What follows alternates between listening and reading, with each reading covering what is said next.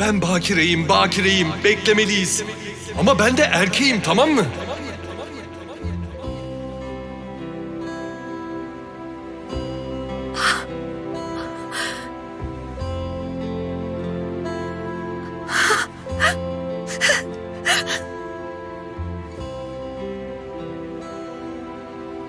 Büyük bir yönetim kurulu başkanısın değil mi? Ofisinde böyle ahlaksızlıklara gerçekten göz yumuyor musun? Seni sonra ararım. Sen... O şey senin mi? Sanmıyorum.